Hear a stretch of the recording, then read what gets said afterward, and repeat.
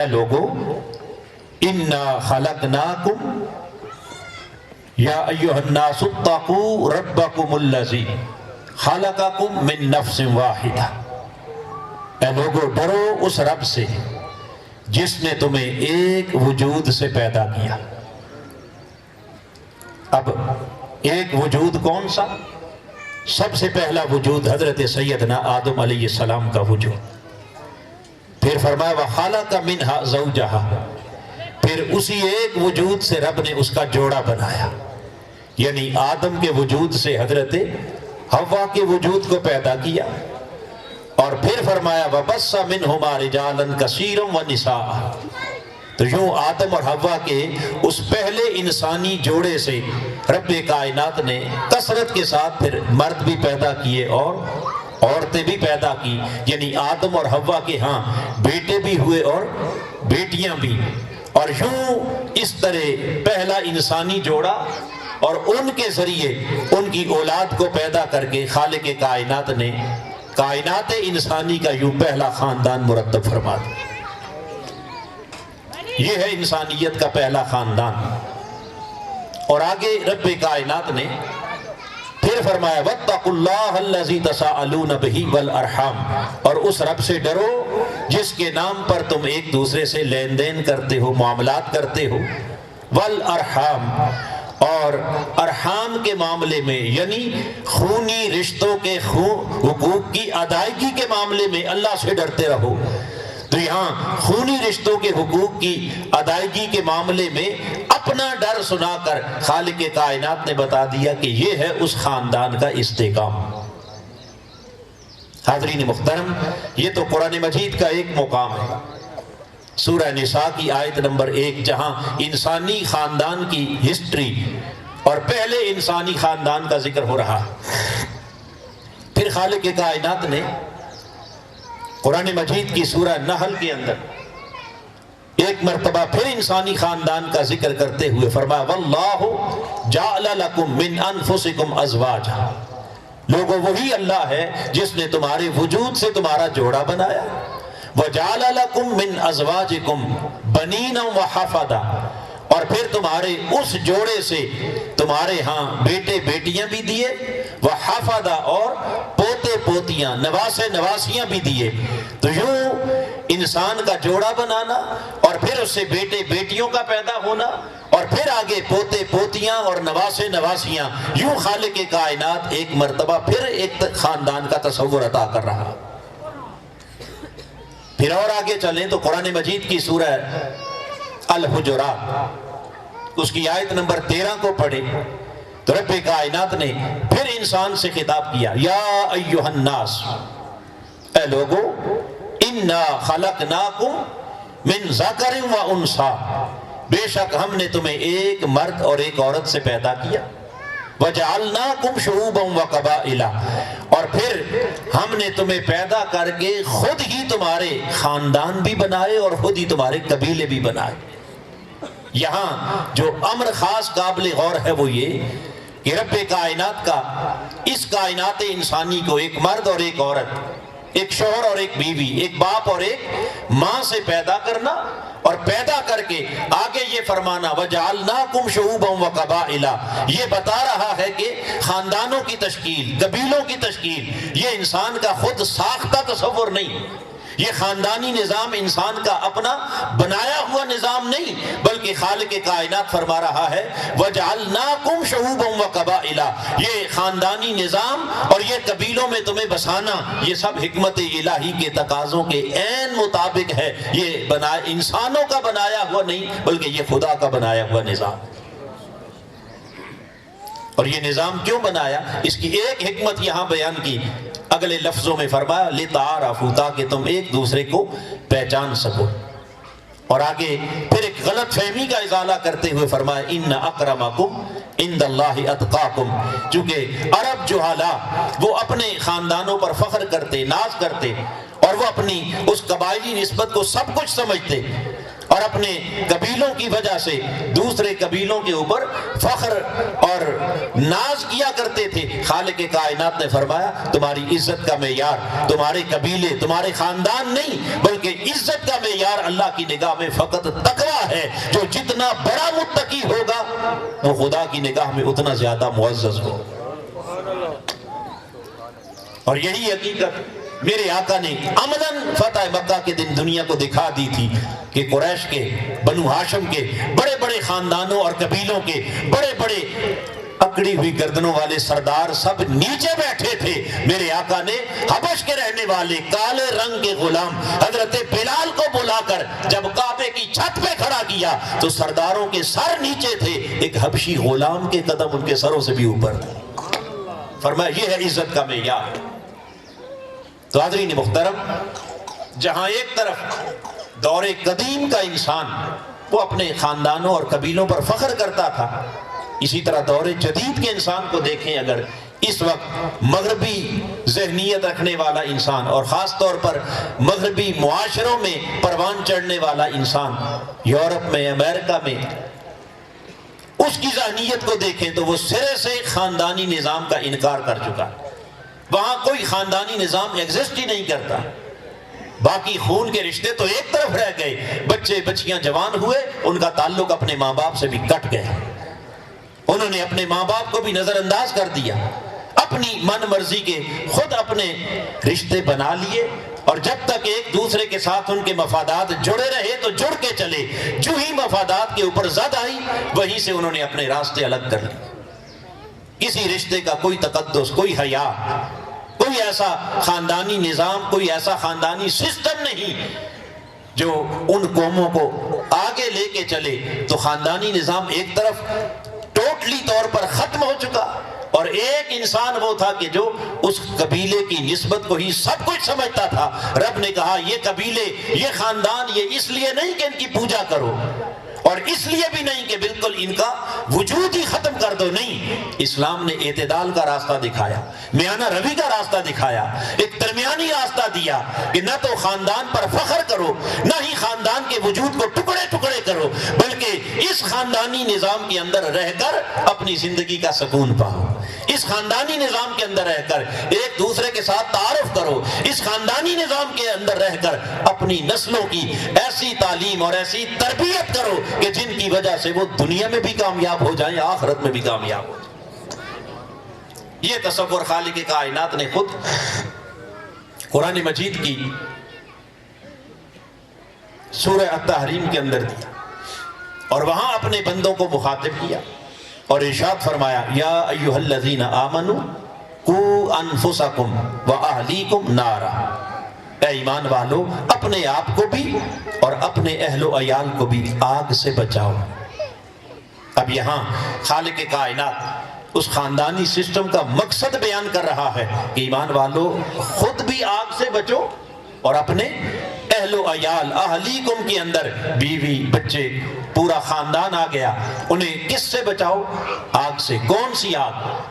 اب یہاں اہل علم اس نقطے پر غور کریں کہ خالق کائنات نے النار کوئی مخصوص آگ نہیں کہا، بلکہ نارن اسے نکرہ ذکر کر کے بتایا کہ ہر قسم کی آگ سے خود بھی بچو اور اپنے خاندان کو بھی بچاؤ۔ یعنی اس دنیا میں رہتے ہوئے فتنے کی آگ ہے، فسادات کی آگ ہے، انتشار کی آگ ہے، اختلافات کی آگ ہے، لڑائی جھگڑوں کی آگ ہے، یہ جو حسد، کینہ، بغض، عناد کی آگ ہے، اس آگ سے خود بھی بچو اور اپنے خاندان کی بھی ایسی تربیت کرو کہ ان تمام فتنوں اور انتشارات کی آگ سے اگر وہ یہاں بچ گئے تو فرمایا قیامت کے دن آخرت کی آگ سے ہم خود انہیں بچا لیں۔ یہ ہے اس خاندانی نظام کا مقصد جو قرآن بیان کر رہا ہے، اور یہی وجہ ہے کہ خالق کائنات کے محبوب بندے، اس کے مقرب بندے، اس کے برگزیدہ بندے، خالق کائنات نے جب ان کا ذکر قرآن مجید میں کیا نا بڑے اہتمام کے ساتھ، سورہ فرقان کو پڑھیے، رب کائنات نے فرمایا وَعِبَادُ الرحمن، آؤ تمہیں بتائیں کہ رحمان کے بندے کون ہوتے ہیں، ان کی صفات کیا ہیں، ان کے خواص کیا ہیں، ان کے اوصاف کیا ہیں۔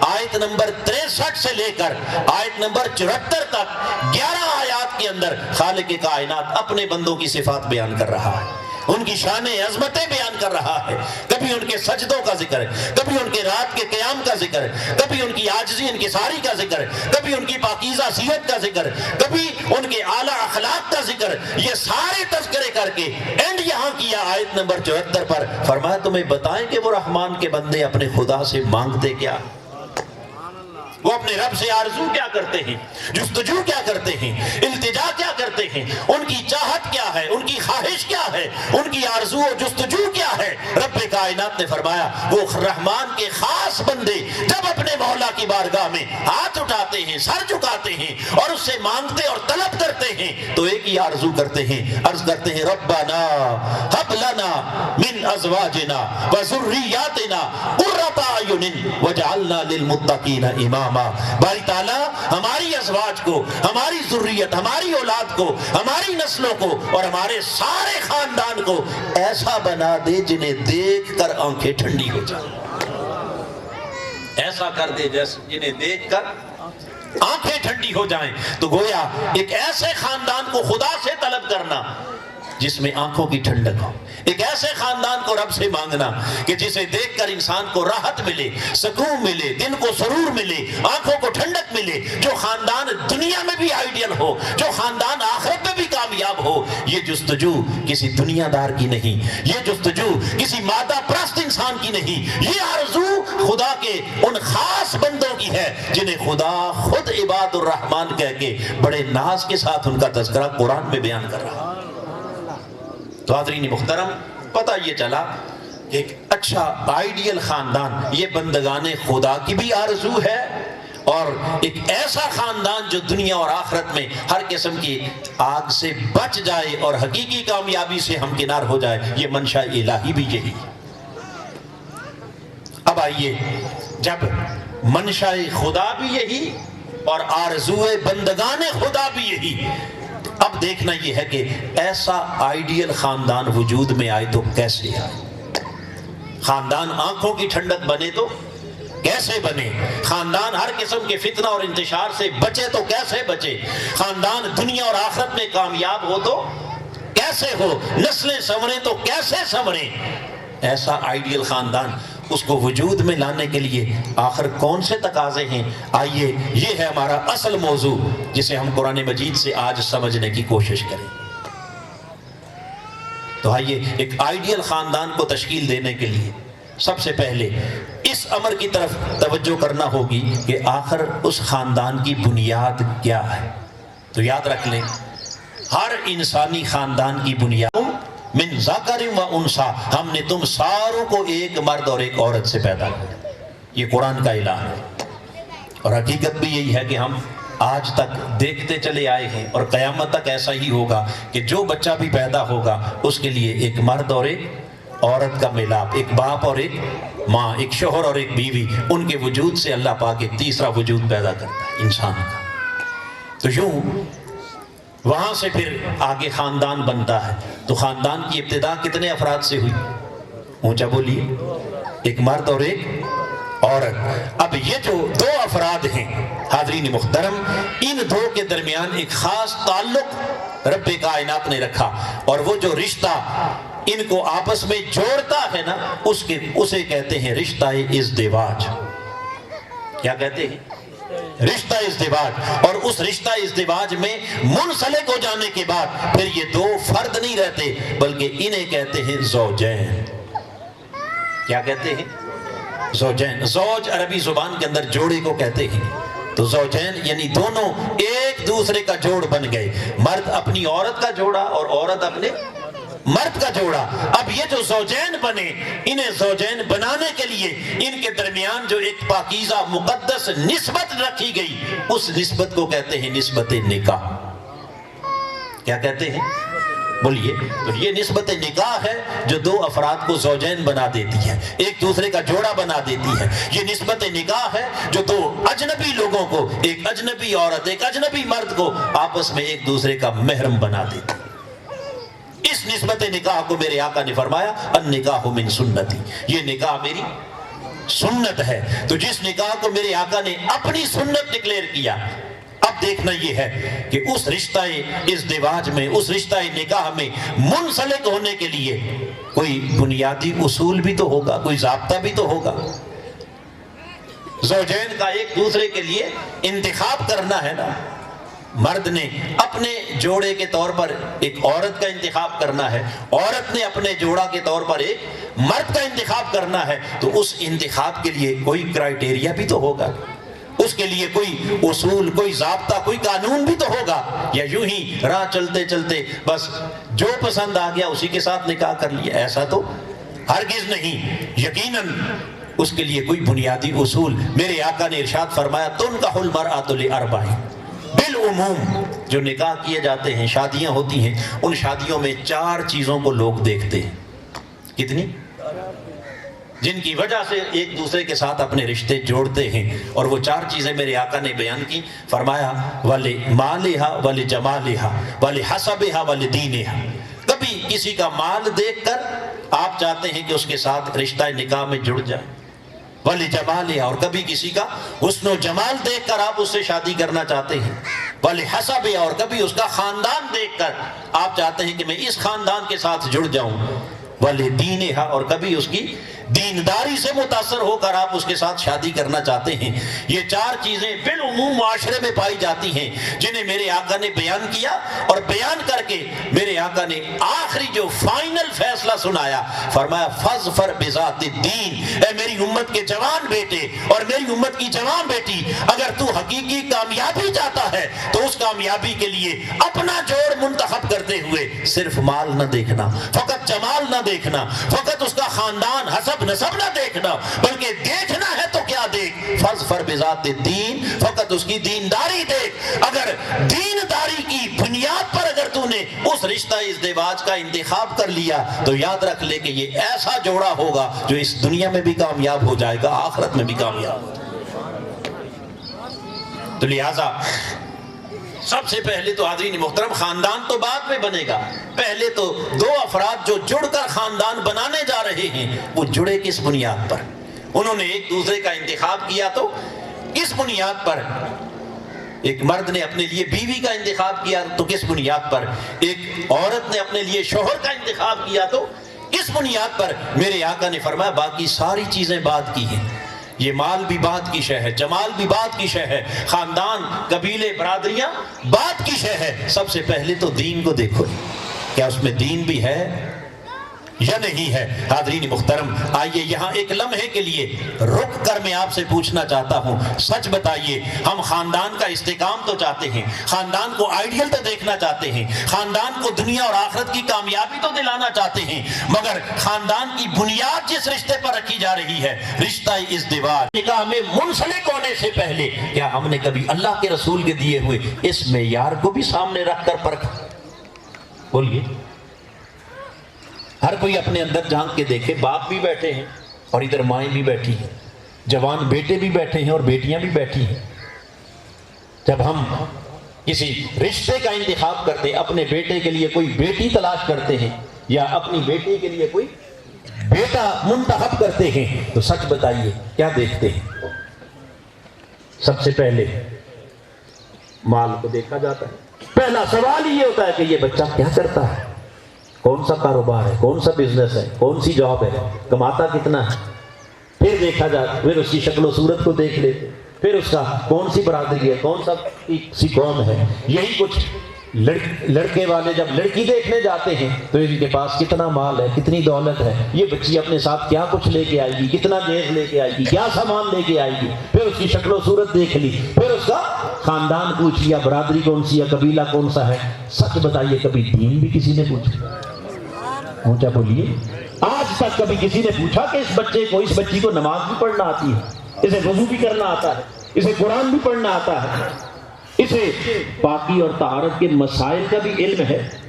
یہ ہماری ترجیح میں جب دین نہیں، تو حاضرین محترم مجھے سچ بتائیے کہ اس بنیاد پر وجود میں آنے والا جو خاندان ہے، اس خاندان کا استحکام کہاں سے آئے؟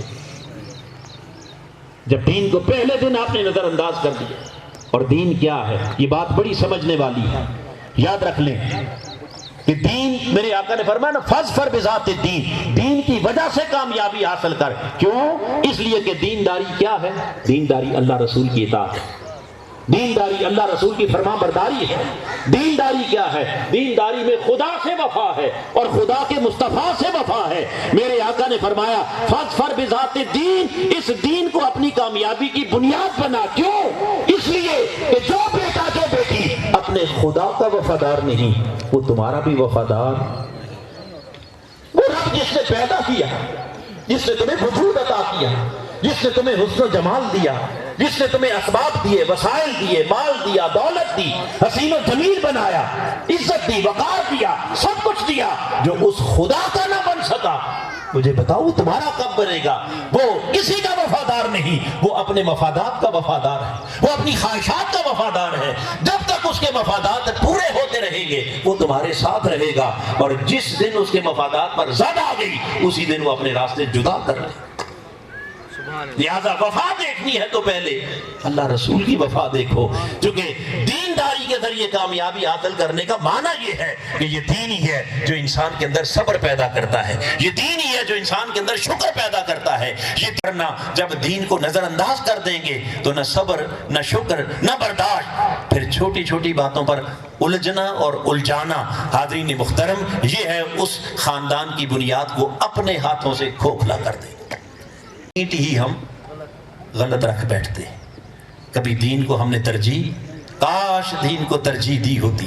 تو حاضرین محترم، اس دین کے جو پروردہ لوگ ہوتے ہیں پھر ان کے اندر صبر بھی ہوتا ہے، برداشت بھی ہوتی ہے، ان کے اندر پھر شکر گزاری کے جذبات بھی ہوتے ہیں. اور اگر دین نکل جائے تو پھر میری ٹینشن ہے، ڈپریشن ہے، پھر روز روز کی گل گل ہے، پھر سوائے ناشکری کے اور سوائے بے صبری کے اور سوائے الجھنے اور الجھانے کے اور کچھ بھی نہیں. یہ دین ہی وہ راستہ ہے کہ جس راستے پر چلنے والے اللہ کے محبوب کی سنت کو دیکھیے. 3 برس تک شیب ابی طالب میں پورا سوشل بائیکاٹ ہے، پورا مکہ ایک طرف ہے، ایک خاندان کو ایک گھاٹی میں بند کر دیا گیا، مگر ساری دنیا سے کٹ کر 3 برس وہاں الگ تھلگ ایسے انتہائی ناگفتہ بے حالات کے اندر بھی گزار کر وہاں نہ کوئی بے صبری ہے، نہ کوئی ٹینشن ہے، نہ کوئی ڈپریشن ہے، نہ کوئی پریشانی ہے. کیا ہے؟ اپنے مولا کے اوپر توکل ہے. حاضرین محترم، آج تھوڑے سے معاملات ایسے خواہش سے کی مرضی اور طبیعت کے خلاف ادھر سے ادھر ہو جائے، وہی پورا خاندان ہل کے رہ جاتا ہے. یہ کیا ہے؟ یہ لادینیت ہے. تو آئیے، انتخاب کرنا ہے تو میرے بیٹے بھی سنیں، بیٹیاں بھی سنیں، مائیں بھی سنیں، باپ بھی سنیں. اپنے بچوں کے لیے انتخاب کرو تو ہمیشہ کس کو دیکھو؟ بولیے. بیٹیاں اپنے لیے شوہر کا انتخاب کریں تو دین کو دیکھیں، بیٹے اپنے لیے بیوی کا انتخاب کریں تو کسے دیکھیں؟ بولیے. اس کا اپنے اللہ سے کتنا تعلق ہے، اس کے رسول سے کتنا تعلق ہے، دین سے کتنا تعلق ہے. یہ پہلی بنیاد میرے آقا نے عطا کر دی. فرمایا یہاں سے تمہارے خاندان کا استحکام شروع ہوتا ہے. اور پھر جب اس بنیاد پر آپ نے اس رشتے کا انتخاب کر لیا، اب انتخاب کرنے کے بعد اس رشتے میں جب منسلک ہونے جا رہے تو صاف ظاہر ہے کہ اس رشتے میں جڑنے کا نام شادی ہے. اور اس شادی کے اندر پہلی تقریب کیا ہے؟ تقریب نکاح ہے. آئیے دیکھنا یہ ہے کہ یہ جو اتنا اونچا معیار میرے آقا نے دیا، اس معیار کے مطابق جب اس رشتے میں منسلک ہونا ہے اور تقریب نکاح منعقد کرنے جا رہے ہیں تو وہ تقریب کیسی ہونی چاہیے؟ اس کے تقاضے کیا ہیں؟ کس ماحول میں ہونی چاہیے؟ تو آئیے، اگر سب سے پہلی شادی، انسانیت کی پہلی شادی، پہلی تقریب نکاح کائنات انسانی کی، وہ کن کی تقریب نکاح ہوئی؟ بولیے. پہلا انسان کون تھا؟ پہلا شوہر کون تھا؟ پہلی بیوی. اور دونوں کے درمیان یہ تقریب نکاح، یہ پہلی انسانی شادی ہے، پہلی انسانی تقریب نکاح ہے. اور یہ ہوئی کہاں پر؟ زمین پر نہیں، آسمانوں سے بھی اوپر، جنت میں. کہاں ہوئی ہے؟ یا آدم اسکن انت وزوجک الجنہ، اے آدم تم اور تمہاری زوجہ کہاں ٹھہرو؟ میری جنت میں سکونت پذیر ہو جاؤ. تو رب نے پہلی شادی کہاں کروائی؟ بولیے جی. اس شادی کا منتظم کون ہے؟ انسان نہیں، خدا ہے. وہ شادی ڈولوں باجوں کے ساتھ ہوئی، وہ ناچ بنگڑے کے ساتھ ہوئی، اونچا بولیے. وہ جنت کے نورانی ماحول میں ہے, وہاں ملکوتی ماحول ہے, وہاں پاکیزہ ہوائیں اور فضائیں ہیں. اس پاکیزگی کے ماحول میں رب نے پہلی شادی کی بنیاد رکھ کر بتا دیا کہ یہ رشتہ نکاح, اسے محض کوئی دنیاوی رسم نہ سمجھنا, یہ ایک پاکیزہ رشتہ ہے, یہ ایک مقدس رشتہ ہے, یہ ایک مبارک رشتہ ہے. یہ آگے خاندان کی بنیاد رکھنے جا رہے ہو تم. آؤ اس رشتے کے لیے اگر خاندان کا استحکام چاہتے ہو تو سب سے پہلے ماحول بھی پاکیزہ ہونا چاہیے.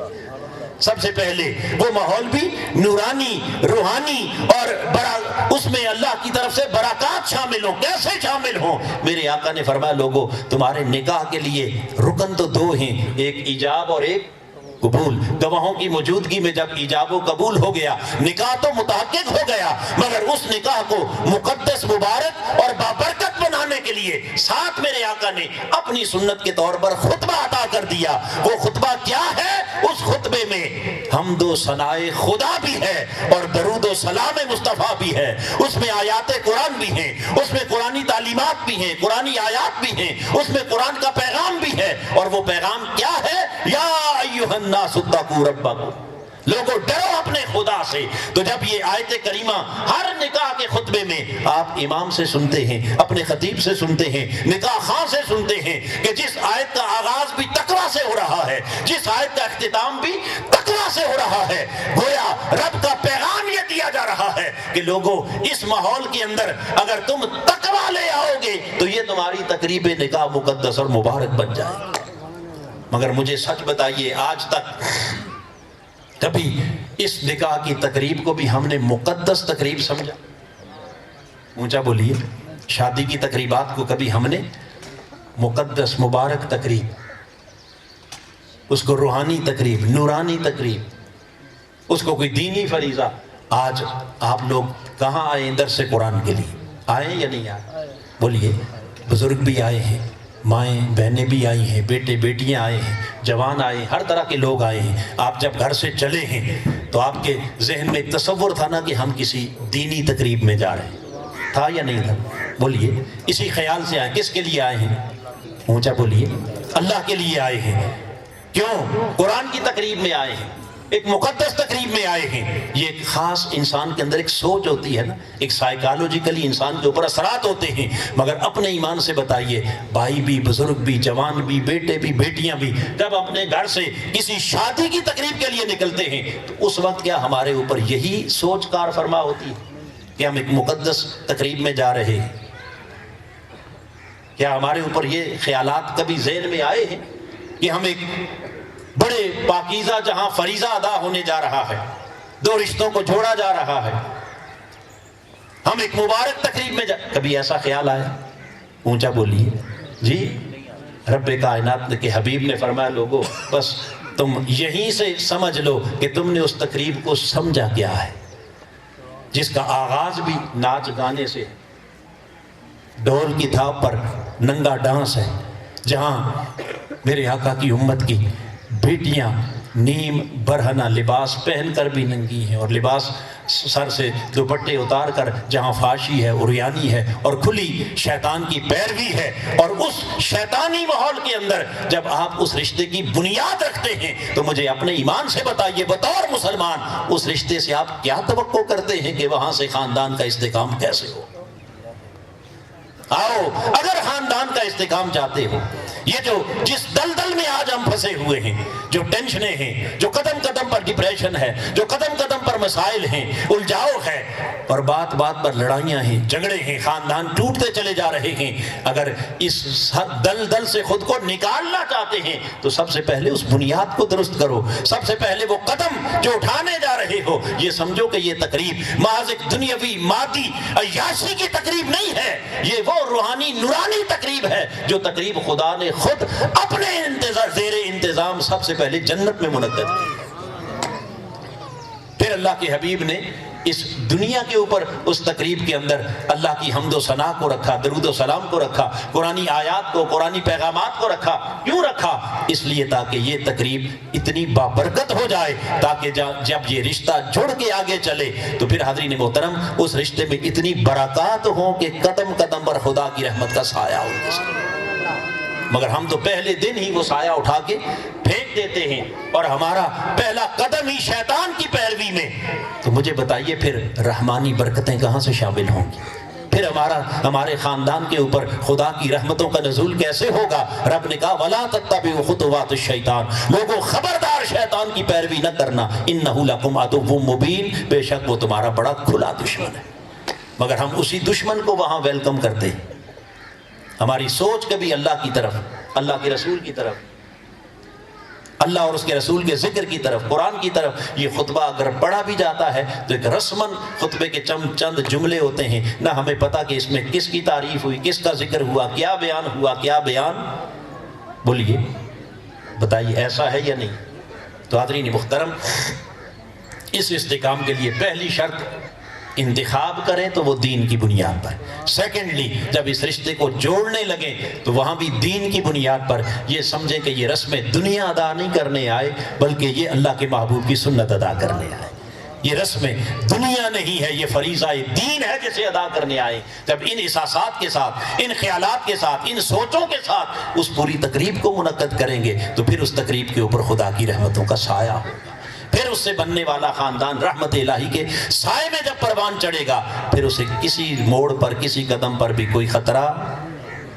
پھر بولیے آئیے، یہ تو اس رشتے کے اندر منسلک ہو جانا ہے. کون سا رشتہ؟ رشتہ ہے ازدواج. آئیے، یہ کتنا مقدس رشتہ ہے. قرآن مجید کی سورہ روم اس کی آیت نمبر 21 کو پڑھیں تو خالق کائنات نے فرمایا وَمِنْ آیَاتِهِ، یہ کوئی عام رشتہ نہیں، یہ اللہ کی نشانیوں میں سے ایک عظیم نشانی ہے. کون سی نشانی؟ ان خلق لکم من انفسکم ازواجا. ارے لوگو، یہ اللہ کی اتنی عظیم نشانی ہے کہ جس خدا نے تمہارے وجود سے تمہارا جوڑا بنایا، یہ جوڑا بننا یہ اللہ کی نشانیوں میں سے ایک عظیم نشانی. باری تعالیٰ کیوں بنایا؟ فرمایا لتسکن الیہا، ہم نے تو جوڑا بنایا اس لیے تاکہ تم دونوں ایک دوسرے سے سکون پا سکو، ایک دوسرے سے راحت پا سکو. خدا تمہیں سکون دینا چاہتا ہے اور تم شیطان کے ذریعے اپنے لیے بے سکونی خود خریدنا چاہتے ہو. اور اگلی بات رب نے کہا اس سکون اور راحت کو عطا کرنے کے لیے فرمایا جب تمہیں اس جوڑے میں، رشتے میں ہم منسلک کرتے ہیں تو آگے فرمایا وَجَعَلَ بَيْنَكُمْ مَوَدَّةً وَرَحْمَةً، پھر وہ خدا تمہارے دلوں کے اندر ایک دوسرے کے لیے محبت کے جذبات بھی پیدا کرتا ہے اور ایک دوسرے کے لیے رحمت اور شفقت کے جذبات بھی پیدا کرتا ہے. یہاں پھر ایک خاص بات جو بڑی قابل توجہ ہے، میرے بیٹے بیٹیاں اس پر توجہ کریں کہ اللہ پاک نے فرمایا کہ ہم نے اپنی قدرت کی نشانیوں میں سے تمہیں کیا بنایا؟ جوڑا. یعنی تمہارے درمیان وہ پاکیزہ رشتہ قائم کیا نا، رشتہ نکاح. اور جب وہ رشتہ قائم ہو گیا، اب قرآن کہتا ہے وَجَعَلَ بَيْنَكُمْ مَوَدَّةً، پھر اس رشتہ قائم کرنے کے بعد ہم تمہارے دلوں میں ایک دوسرے کے لیے کیا؟ محبت. اور محبت بھی عام نہیں، مودت، انتہا درجے کی محبت ڈال دیتے ہیں. کب؟ اس رشتے میں جڑ جانے کے بعد. یہاں سے پتا چلا کہ اصل محبت وہی ہے جو اس پاکیزہ رشتے میں منسلک ہونے کے بعد ہو. اس رشتے سے پہلے کسی محبت کا کوئی کنسپٹ، اس رشتے کے بغیر کسی محبت کا کوئی تصور اسلام میں، دین میں، شریعت میں. ایک اجنبی مرد اور ایک اجنبی عورت کا آپس میں یہ جو محبت کے قصے ہیں، محبت کی کہانیاں ہیں، محبت کے افسانے ہیں، یہ سب شیطانی دجل ہے، یہ سب شیطانی فریب ہے، یہ سب شیطانی جال ہے جس میں آقا کی امت کے جوان بیٹوں بیٹیوں کو وہ پھنسانا چاہتا ہے. خدا کہتا ہے کہ لوگوں، پاکیزہ محبت وہ اس رشتے سے پہلے کبھی نہیں ہو سکتی. پاکیزہ محبت وَجَعَلَ بَيْنَكُمْ مَوَدَّةً، جو ہم محبت ڈالتے ہیں وہ محبت تو اس رشتے میں جوڑنے کے بعد ڈالتے ہیں. یہ رحمانی محبت ہے. یہ کیا ہے؟ اور اس سے پہلے جو کچھ ہے وہ سب شیطانی کھیل ہے. اب ہم تو چلتے ہی الٹی چال ہیں. جب اصل رحمانی محبت کا وقت آتا ہے اس وقت ہمارے جذبات ٹھنڈے ہو جاتے ہیں، اور جب تک اللہ اور اس کا رسول ایک دوسرے کو کے قریب ہونے سے بھی منع کرتا ہے اس وقت تک محبت کی سٹوری کہانی چل رہی ہوتی ہے. جب تک وہ شیطان کے تابع ہوتی ہے تب تک وہ محبت عروج پر ہوتی ہے، اور جب رحمانی محبت کا وقت آتا ہے اس وقت وہ محبت کا بھوت اتر چکا ہوتا ہے. کتنا ظلم ہے. آئیے، اگر خاندان کا استحکام چاہتے ہیں تو سب سے پہلے یہ دیکھیں کہ ہماری محبتوں کا آغاز، ابتدا کہاں سے ہو رہی. اور یاد رکھنا کہ جب خدا محبت ڈالتا ہے نا وَجَعَلَ بَيْنَكُمْ مَوَدَّةً، وہ خاص رحمت کے ساتھ اپنی محبت کو جب دلوں میں خود انڈیلتا ہے، پھر وہ عام محبت نہیں ہوتی، پھر وہ محبت ہوتی ہے جو رب کائنات نے خدیجۃ الکبریٰ اور میرے مصطفیٰ کے دل میں ایک دوسرے کے لیے ڈالی تھی، پھر وہ محبت ہوتی ہے جو عائشہ صدیقہ اور ساری کائنات کے تاجدار کے دلوں میں ڈالی گئی، پھر وہ محبت ہوتی ہے جو سیدہ کائنات خاتون جنت فاطمہ الزہرا اور مولا علی المرتضیٰ کے دلوں میں ڈالی گئی۔ پھر وہ محبت نہیں رہتی، بلکہ محبتوں و رحمہ، اس محبت کے ساتھ خدا کی رحمت بھی شامل ہو جاتی ہے، خدا کا کرم بھی شامل ہو جاتا ہے، خدا کی عطائیں شامل ہو جاتی ہیں۔ لہٰذا حضرین محترم، پھر وہ محبت توڑ چڑھتی ہے، اور وہ محبت پھر خاندان کو کبھی ٹوٹنے نہیں دیتی۔ مگر میں نے کہا کہ ہم اس رحمانی محبت سے کیا محروم اور شیطانی چنگل کے اندر پھنسے ہوئے، تو مجھے بتائیے خاندان کا استحکام ہوگا تو کیسے ہوگا؟ حاضرین محترم، یہ تو اس مقدس رشتے کی عظمت کو قرآن نے بیان کیا۔ اب کہا کہ جب اس رشتے میں منسلک ہو گئے، دونوں زوجین بن گئے، شوہر اور بیوی بن گئے، اب تم نے بطور زوجین کردار کیا ادا کرنا ہے، کیسے ادا کرنا ہے؟ اس کردار کے بھی پھر کئی گوشے، کئی جہتیں ہیں، مگر اس میں سے ایک جہت جسے خالق کائنات نے قرآن مجید کی سورہ بقرہ کے اندر بیان کیا، اور ایک لفظ کے ساتھ فرمایا ہن لباس لکم وانتم لباس لہن۔ رب کائنات نے ایک لفظ بولا، لباس، فرمایا اے مردو بیویاں تمہارا لباس ہیں، اور اے بیویو مرد تمہارا لباس۔ یعنی ہر شوہر اپنی بیوی کا لباس اور ہر بیوی اپنے شوہر کا۔ ایک لفظ لباس بول کر خالق کائنات نے سمندر کو کوزے میں بند کر دیا۔ بیٹھ کے سوچتے رہو کہ لباس کیا کیا دیتا ہے، اس کے کیا کیا فائدے ہیں۔ آئیے اگر تھوڑا سا غور کریں تو سب سے پہلا کام کیا کرتا ہے لباس؟ لباس انسان کے سطر کو ڈھانپتا ہے، پردہ پوشی۔ کیا کرتا ہے؟ اونچا بولی۔ بس اس پردہ پوشی کے اگر مفہوم کو ذہن میں رکھ لیں تو معنی کیا ہوگا؟ اے مرد تجھے اپنی بیوی کے لیے پردہ پوش بنایا، اور بیوی تجھے اپنے شوہر کے لیے کیا بنایا؟ پردہ پوش۔ کیا مطلب؟ کہ ایک دوسرے کے عیبوں کو اچھالنے والے نہیں، ایک دوسرے کے عیبوں پر پردہ ڈالنے والے۔ کمزوریاں ہر ایک کے اندر ہوتی ہیں، کوئی بھی انسان کامل صرف اللہ کی ذات ہے، معصوم صرف رسول کی ذات ہے۔ ہر انسان اس میں خوبیاں بھی ہیں، خامیاں بھی ہیں، اچھائیاں بھی ہیں، کمزور پہلو بھی ہر ایک کے ساتھ ہیں۔ لہٰذا پردہ بنانے کا معنی یہ ہے کہ شوہر اگر دیکھنا ہے تو اپنی بیوی کی خوبیاں دیکھ، خامیاں نہ دیکھ، ان پر پردہ ڈال دے۔ اور اے بیوی تو اپنے شوہر کی خوبیاں دیکھ، خامیاں نہ تلاش کر۔ اگر کوئی کمزوری نظر بھی آتی ہے تو تو اس کے لیے لباس کے طور پر ایسے پردہ بن جا کہ اس کے کمزوری کو کسی کے سامنے ڈسکس کرنا تو دور کی بات ہے، اس کی کمزوری کو کہیں کھلنے بھی نہ دے۔ اور اگر اصلاح کی ضرورت بھی آئے تو پردے میں رہ کر، شوہر نے اپنی بیوی کی اصلاح کرنی ہے تو وہ بھی پردے میں، اور بیوی نے اپنے شوہر کی اصلاح کرنی ہے تو وہ بھی پردے میں۔ خاندان کے سامنے ایک دوسرے کو بدنام نہ کرنا، اپنے ماں باپ کے سامنے ایک دوسرے کو ننگا نہ کرنا، اپنی اولاد کے سامنے ایک دوسرے کو بے عزت نہ کرنا، ورنہ تم اس لباس کے پردے سے محروم ہو جاؤ گے۔ اور جب لباس اتر جائے تو پھر انسان کسی کے سامنے منہ دکھانے کے قابل رہ جاتا ہے۔ یہ پہلا رب کائنات نے لباس کہہ کر، خالق کائنات نے پہلا کردار بیان کر دیا کہ ایک اچھا شوہر اپنی بیوی کے لیے پردہ پوش ہوتا ہے، اور ایک اچھی بیوی اپنے شوہر کے لیے کیا؟ اگر یہ کردار دونوں ادا کرنے لگ جائیں پھر کبھی خاندان ٹوٹے گا؟ بولیے۔ اب یہ تو ایک فائدہ ہے نا جو پردے ہم اس سے لباس سے حاصل کرتے ہیں۔ پھر لباس کیا ہے؟ یہ لباس آپ کی پروٹیکشن بھی ہے، یہ آپ کی حفاظت بھی ہے۔ گرمی سے لباس بچاتا ہے، سردی سے لباس بچاتا ہے یا نہیں؟ رب نے کہا تمہیں دونوں کو ایک دوسرے کا کیا بنایا؟ لباس۔ کیوں؟ اس لیے کہ حالات کبھی ایک جیسے، کبھی گرمی کبھی سردی، کبھی حالات موافق ہوں گے کبھی مخالف ہوں گے، کبھی آسانیاں ہوں گی کبھی مشکلات ہوں گی، کبھی تنگ دستی ہوگی، کبھی مال کی فراوانی ہوگی، کبھی صحت ہوگی، کبھی بیماری ہوگی، کبھی جوانی ہے، کبھی بڑھاپا ہے، کبھی طاقت ہے، کبھی معذوری ہے۔ تو حالات جیسے بھی ہو جائیں، ایک دوسرے کا لباس بنانے کا معنی یہ ہے کہ عورت تجھے اپنے مرد کا سہارا بنا دیا، مرد تجھے اپنی عورت عورت کا سہارا بنا دیا، جہاں ایک لڑ کھڑائے وہاں دوسرا سہارا بن جائے، جہاں دوسرا ٹگمگائے وہاں پہلا سہارا بن جائے۔ جب دونوں کندھے سے کندھا ملا کر مشکل سے مشکل حالات میں بھی ایک دوسرے کا سہارا بن کے چلیں گے تو حاضرین محترم پھر خاندان ٹوٹے گا۔ اور تیسرا لباس کا فائدہ کیا ہے؟ لباس انسان کی زیب و زینت ہے۔ کیا ہے؟ یہ انسان کا وقار ہے۔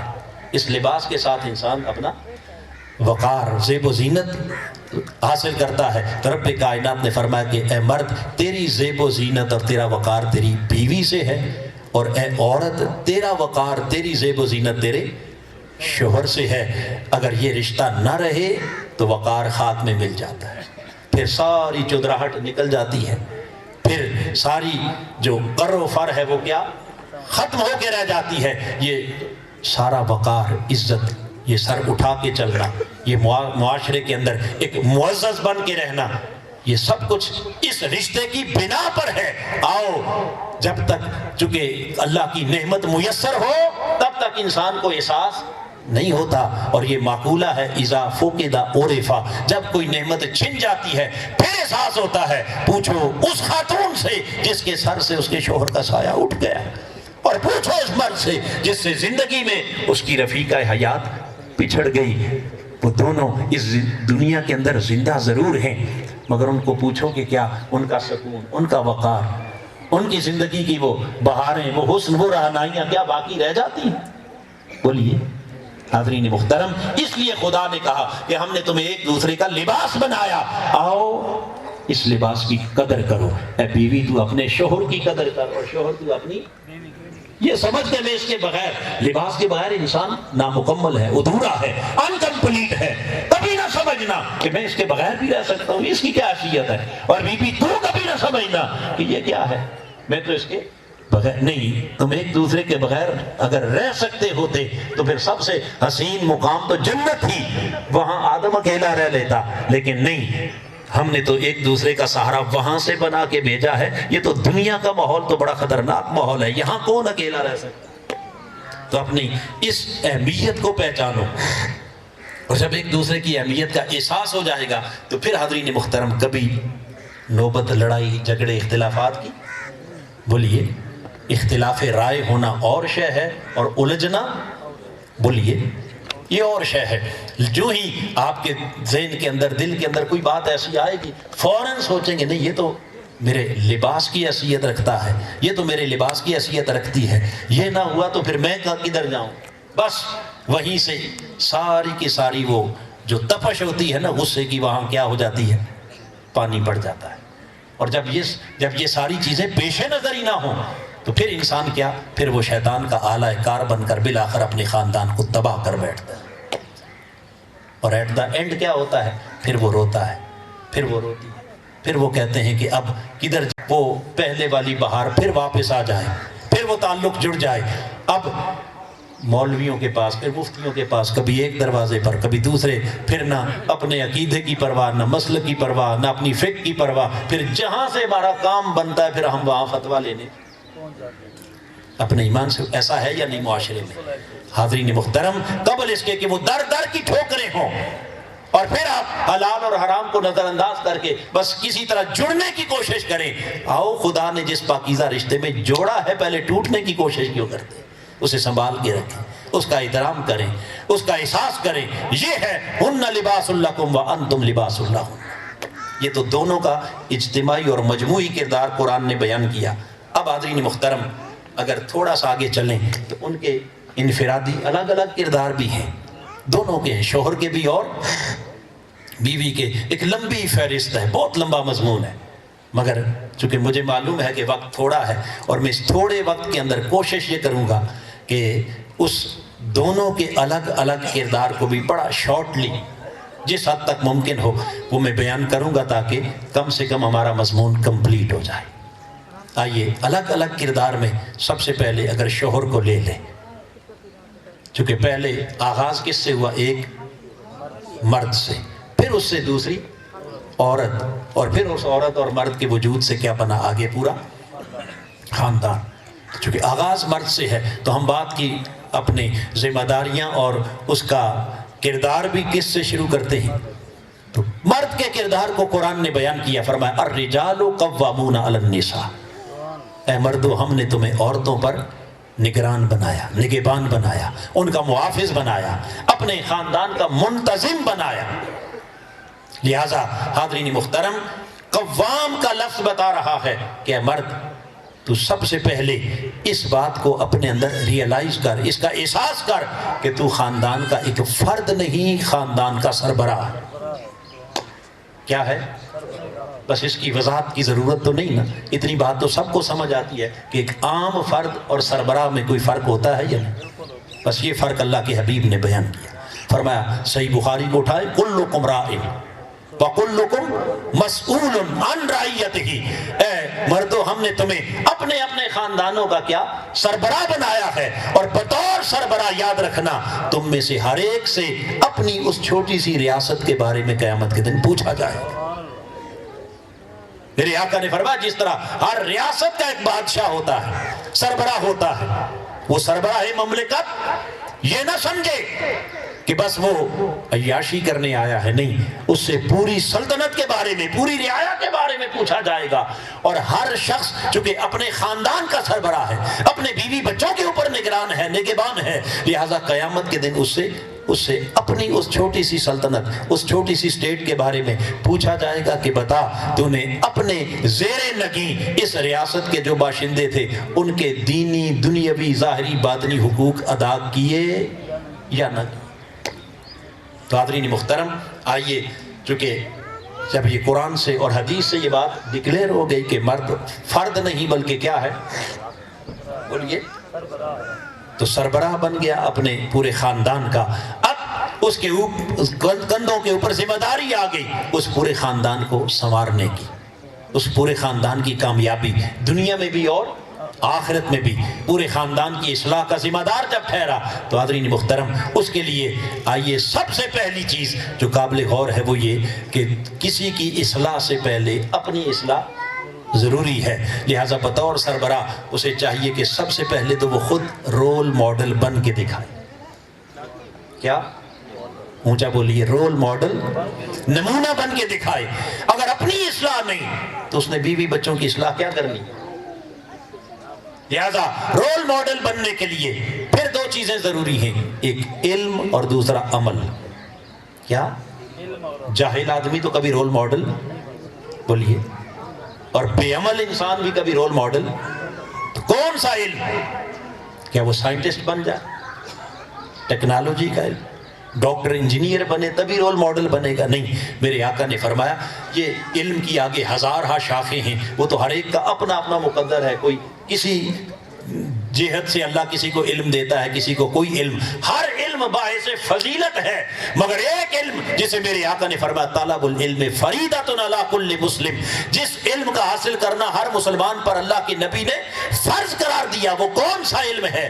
جس علم کے بغیر نہ حقوق اللہ ادا ہو سکے نہ حقوق العباد ادا ہو سکے، جس کے بغیر نہ فرائض ادا ہو سکے نہ واجبات ادا ہو سکیں، وہ جو بنیادی ضروری علم ہے اسے اللہ کے حبیب نے ہر مسلمان پر فرض قرار دیا، خواہ وہ سائنٹسٹ ہے، خواہ وہ ڈاکٹر ہے، خواہ وہ انجینئر ہے، خواہ وہ ایک زمیندار ہے، خواہ وہ دن بھر کھیتوں میں ہل چلائے، خواہ وہ پروفیسر ہے، لیکچرر ہے، وہ دنیا کو پڑھائے لکھائے، یا آسمانوں کے اوپر کائنات کو مسخر کرنے کے لیے اللہ پاک نے اس کو صلاحیتیں دی ہوں، جو جس نوعیت کا بھی ہے، ہر انسان پر جس نے کلمہ پڑھ لیا، میرے آقا نے فرمایا ایک علم وہ ہے جو سب کے لیے فرض قرار دیا گیا، اور وہ کون سا علم ہے؟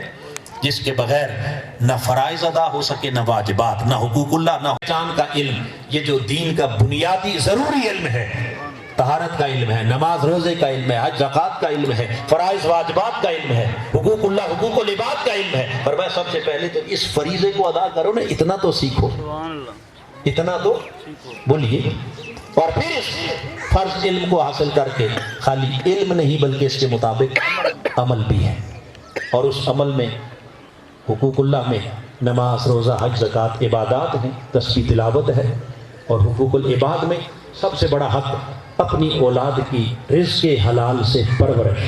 میرے آقا نے فرمایا طلب قصب الحلال فریضۃ بعد الفریضہ، ارے اللہ کے فرائض کو ادا کرنے کے بعد سب سے بڑا فرض یہ ہے کہ اپنی اولاد کی رزق حلال سے پرورش کرے۔ قادرین محترم، یہ تو ہے ذاتی اصلاح کے حوالے سے، تاکہ وہ کیا بن سکے، بولیے، رول ماڈل بن سکے۔ حقوق اللہ بھی، حقوق العباد بھی، اس میں پھر حسن اخلاق بھی آتا ہے، حسن سیرت بھی آتی ہے، نرم مزاجی بھی اس میں پھر بہت ساری چیزیں آ گئیں۔ وہ کیا بن گیا، ماڈل بن گیا۔ امانت بھی آ گئی، دیانت بھی آ گئی، صداقت بھی آ گئی، شرافت بھی آ گئی۔ اگر خود اولاد کے سامنے بیٹھ کے وہ صبح و شام جھوٹ بولتا ہے، اولاد کو سچائی کی تعلیم کیسے دے گا؟ وہ خود اگر اپنی اولاد کے سامنے اپنا اچھا کردار پیش نہیں کرتا، وہ اولاد کو با کردار کیسے بنائے؟ تو خود پہلے ماڈل بنے۔ فرسٹ آف آل یہ پہلا کردار ذاتی اصلاح کے حوالے سے، اور پھر سیکنڈلی اس کا تعلق اپنی اصلاح کے بعد اس کا سب سے پہلا تعلق کس کے ساتھ ہوتا ہے؟ اپنی بیوی کے ساتھ۔ باقی ہر ایک کے ساتھ تعلق بعد میں ہے، سب سے پہلا تعلق اس کا اپنے گھر میں اپنی زوجہ کے ساتھ، اپنی بیوی کے ساتھ ہے۔ اب وہ تعلق کس نوعیت کا ہونا چاہیے، کیسا ہونا چاہیے؟ تو خالق کائنات نے اس طرف رہنمائی کرتے ہوئے فرمایا وَعَاشِرُوهُنَّ بِالْمَعْرُوفِ، اپنی بیویوں کے ساتھ ہمیشہ حسن سلوک کا معاملہ کیا، ان کے ساتھ خیر اور بھلائی سے پیش آیا، ان کے ساتھ سختی کا معاملہ۔ بولیے، میرے آقا نے فرمایا، حضور کی بارگاہ میں پوچھا کہ یا رسول اللہ، ہماری ازواج کے ہمارے اوپر کیا حقوق ہیں؟ میرے آقا نے فرمایا، پہلا حق یہ ہے کہ جو خود کھاتے انہیں بھی کھلاؤ، جو خود پہنتے انہیں بھی پہناؤ۔ پھر میرے آقا نے فرمایا، ان کا حق ہے کہ ان کے ساتھ سختی نہ کرنا، ان کو زد و کوب نہ کرنا، اور بالخصوص ان کے چہرے پر کبھی نہ مارنا۔ اور پھر میرے آقا نے فرمایا، ان کو گالی گلوچ نہ کرنا، نرمی کے ساتھ ان کے ساتھ معاملہ۔ کس قدر؟ میرے آقا نے فرمایا، خیرکم خیرکم لأہلہ، تم میں سے سب سے بہترین شخص وہ ہے جو اپنے اہل و عیال کے ساتھ اچھا سلوک کرتا ہے، بلائی کا سلوک کرتا ہے۔ اور میرے آقا نے فرمایا، انا خیرکم لأہلی، میں تم میں سب سے زیادہ اپنے اہل و عیال کے ساتھ اچھا سلوک کرنے والا میں اپنے گھر کے کام کاج بھی کرتا، میں اپنی بیویوں کے ساتھ ہاتھ بھی بٹاتا، بکریوں کا دودھ بھی دوتا، ہو جاتے، شامل ہو جاتے۔ اور یہاں تک کہ جب مسجد سے اذان کی آواز آتی تو پھر حضور سارے کام چھوڑ کر اللہ کی طرف چلتے۔ تو حضرین محترم، یہ ہے اپنی بیوی کے ساتھ کیا حسن سلوک۔ اور میرے آقا نے اپنی آخری نصیحت اور وصیت کے طور پر، جب میرے آقا بستر علالت پر تھے، آخری جملے جو حضور کی زبان پر تھے، میرے آقا کے غلاموں، حضور کے عاشقوں، عشق کے دعوے بڑے آسان ہیں، مگر کبھی سوچو کہ اس محبوب کی آرزو کیا تھی، جستجو کیا تھی۔ آخری جملے تھے، میرے آقا نے فرمایا، الصلاۃ الصلاۃ الصلاۃ، لوگوں میں رخصت ہو رہا ہوں، میرے پیچھے نماز کی فکر کرنا، نماز کی فکر کرنا، نماز کی حفاظت کرنا۔ اور یہ کہہ کر پھر میرے آقا نے فرمایا، میری امت کے لوگوں، اپنی عورتوں کے ساتھ حسن سلوک کے معاملے میں میری نصیحت کو قبول کرنا، میری نصیحت کو قبول کرنا۔ یہ اللہ نے کمزور پیدا کی، انہیں تمہارے تابع کیا ہے، خبردار ان کمزور وجودوں پر ظلم نہ کرنا، ان کے ساتھ زیادتی نہ کرنا، قیامت کے دن تم سے ایک چیز کے بارے میں پوچھا جائے۔ یہ اللہ کے حبیب کی تعلیمات ہیں، کبھی ہم نے ان پر غور کیا؟ حضرین محترم، وہ پہلا کردار تھا اپنی ذاتی اصلاح کے حوالے سے، یہ دوسرا کردار ہے اپنی اہل و عیال، اپنی بیویوں کے ساتھ اپنے تعلق کی حوالے سے۔ یہ دو کردار، اور پھر تیسرا کردار بیوی کے بعد آگے آ جاتے ہیں بچے۔ آگے کیا؟ اولاد آ گئی، تو اب اولاد کے ساتھ بطور سربراہ اس باپ کا، اس خاندان کے سربراہ کا تعلق کیسا ہونا چاہیے؟ حاضرین محترم، اولاد کے ساتھ تعلق یا اولاد کی تعلیم و تربیت کا مرحلہ تو بعد کی شے ہے نا۔ پہلے تو قرآن کہتا ہے کہ جب خدا سے اولاد مانگنی ہے تو کیسے مانگو، مانگنی ہے تو، چونکہ شادی کے بعد ہر باپ کی بھی خواہش ہوتی ہے اللہ مجھے بیٹا دے، ہر ماں کی بھی خواہش ہوتی ہے کہ اللہ ہمیں، بولیے، رب نے کہا نہیں، صرف بیٹا نہیں، رب حب لی من الصالحین، رب سے مانگنا ہے تو پہلے صالح اولاد مانگو، نیک اولاد مانگو۔ سیدنا ابراہیم اور اسماعیل کعبۃ اللہ تعمیر کر کے رب کی بارگاہ میں عرض کرتے، ربنا وجعلنا مسلمین لک، باری تعالیٰ ہم دونوں کو اپنے سامنے سر تسلیم خم کرنے والا بنا دے، اور صرف ہمیں نہیں، وَمِن ذُرِّيَّتِنَا أُمَّةً مُسْلِمَةً لَكَ، باری تعالیٰ ہماری ساری ذریت، ہماری نسلوں کو بھی اپنے آگے جھکنے والا بنا دے۔ یہ آرزو ابراہیم ہے، یہ آرزو اسماعیل ہے، اور یہاں بھی بات ختم نہیں ہوتی بلکہ اینڈ کہاں کیا؟ ربنا وابعث فیہم رسولا، یوں تو ساری نسل کو پاک کر دے، اپنے سامنے جھکنے والا بنا دے، اپنا وفادار بنا دے، مگر اس پاکیزہ نسل میں اپنا وہ آخری رسول بھی دے دے جس کے لیے تو نے کائنات بنائی۔ یعنی بیٹا دینا ہے تو محمد جیسا بیٹا دے جس پر قیامت کے دن ابراہیم بھی فخر کرے، اسماعیل بھی ناز کرے۔ یہ دعائیں اللہ نے کیوں ذکر کی ہیں میرے آقا کے غلاموں؟ اس لیے تاکہ تمہیں مانگنے کا سلیقہ آ جائے، تمہیں مانگنے کا ڈنگ آ جائے کہ خدا سے مانگنا ہے تو کیا مانگنا ہے، کیسے مانگنا ہے۔ یہ تو ہے اولاد کا طلب کرنا، اور پھر جب اولاد مل گئی اب اس کے بعد ان کی تعلیم اور تربیت کا جو مرحلہ ہے اس کے لیے پاکیزہ ماحول چاہیے۔ کون سا ماحول؟ پاکیزہ ماحول چاہیے۔ سیدنا ابراہیم علیہ السلام جب حضرت اماں ہاجرہ کو اور سیدنا اسماعیل کو دونوں کو جب بے آب و گیا صحرا کے اندر چھوڑ کر واپس پلٹے نا تو وہاں عرض کی ربنا انی اسکنت من ذریتی بواد غیر ذی زرع، باری تعالیٰ میں نے اپنی اس نسل کو، اپنے بیٹے کو، اپنی بیوی کو کہاں چھوڑا؟ بواد غیر ذی زرع، ایک ایسی بے آب و گیا صحرا کے اندر جہاں ظاہری دنیا کی کوئی آسائش، جہاں ظاہری دنیا کا کوئی آرام، بولیے اسباب اور وسائل نہیں، مگر کیوں چھوڑ کے جا رہا ہوں؟ اگلے لفظ بڑے قابل غور ہیں، عند بیتک المحرم، تیرے حرمت والے گھر کے سہارے، کعبۃ اللہ کے پڑوس میں چھوڑ کے جا رہا ہوں، اور تو کچھ نہیں، یہاں ایک سہارا ہے، عند بیتک المحرم، تیری حرمت والا گھر، تیرا کعبہ، اس کعبے کے پڑوس میں نے بسا کے جا رہا ہوں۔ کیوں؟ ربنا لیقیموا الصلاۃ، تیرے گھر کے پڑوس میں اس لیے چھوڑ کے جا رہا ہوں تاکہ یہ نماز قائم کرنے والے بن جائیں۔ کیا بن جائیں؟ اللہ کے نبی کو فکر کس شے کی ہے؟ ہمیں کبھی ہوئی؟ اونچا بولیے، مائیں بھی سنیں، باپ بھی سنیں، کبھی اولاد کی فکر ہوئی کہ یہ نمازی بنے، یہ نیک بنے؟ ایک ہی دھن ہے سوار ہر ایک پر، میرا بیٹا ڈاکٹر بن جائے، انجینئر بن جائے، سائنٹسٹ بن جائے، آرٹسٹ بن جائے، فلاں بن جائے، فلاں بن جائے، بزنس مین بن جائے۔ اللہ کے نبی دودھ پیتے بچے کو اپنی ماں کی گود میں کعبے کے پڑوس میں چھوڑ کے کہتے ہیں ربنا لیقیموا الصلاۃ، تیرے گھر کے پڑوس میں بسایا اس لیے تاکہ یہ کیا بن جائے؟ اونچا بولیے۔ حاضرین محترم، یہ ہے گھر کے سربراہ کا طریقے تربیت۔ کیا ہے طریقے تربیت؟ وہ تو سیدنا ابراہیم ہے، میرے آقا، ساری کائنات کے تاجدار۔ آپ نے کہ اپنے حجرہ مبارک کے ساتھ سیدہ فاطمہ الزہرا کا حجرہ مبارک، مولا کائنات کا حجرہ مبارک، میرے آقا ہر روز جب اپنے حجرہ مبارک سے نکلتے مسجد کی طرف جاتے تو اس دروازے پر کھڑے ہو کر، اب جوان بیٹی ہے اور داماد ہے، اس گھر کے دروازے پر کھڑے ہو کر میرے آقا آواز دیتے الصلاۃ یا اہل البیت، اے میرے گھر والو نماز کا وقت ہو گیا ہے، آؤ اللہ کی طرف، آؤ کس کی طرف؟ نماز کی طرف۔ اللہ کے حبیب زندگی بھر ان کو بلاتے الصلاۃ یا اہل البیت۔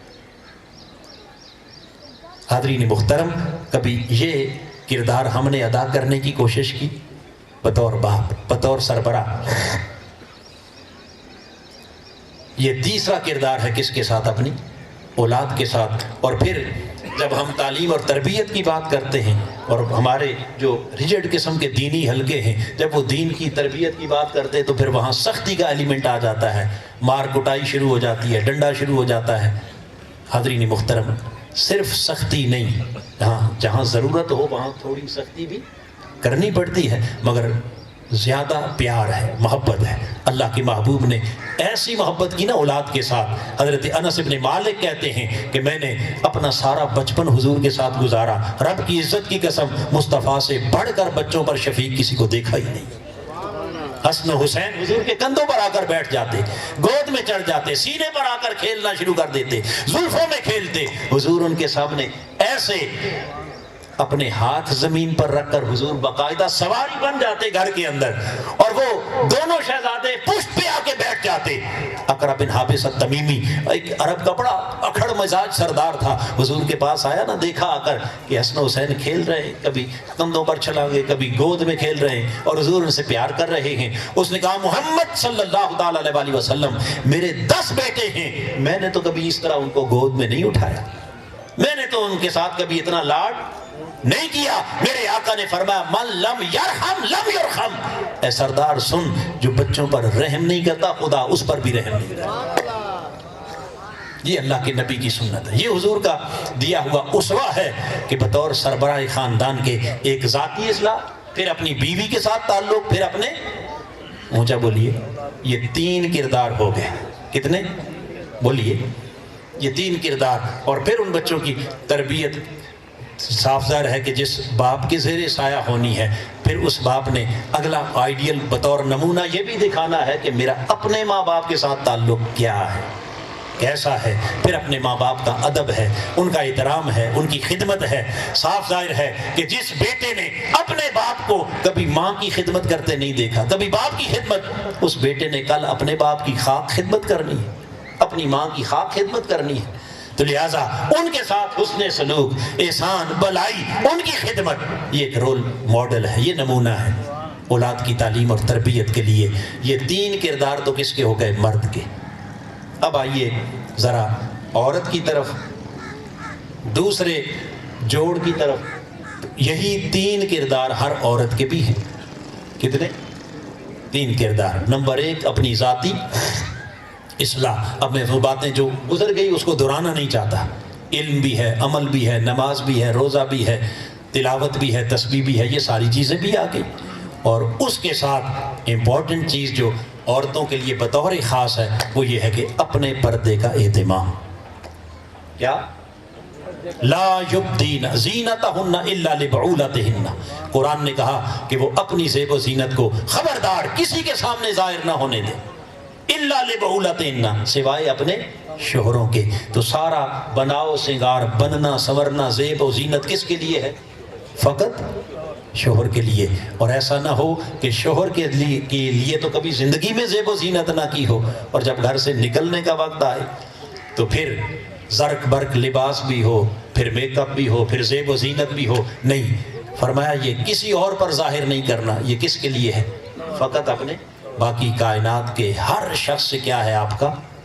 چونکہ عورت کا معنی ہی پردہ ہے اور اس کا وقار ہی پردے میں ہے۔ یہ پردہ کوئی پابندی نہیں ہے، یہ پردہ تمہاری آزادی کے اوپر کوئی قدغن نہیں، یہ تمہاری عزت ہے، یہ وقار ہے، یہ شان ہے۔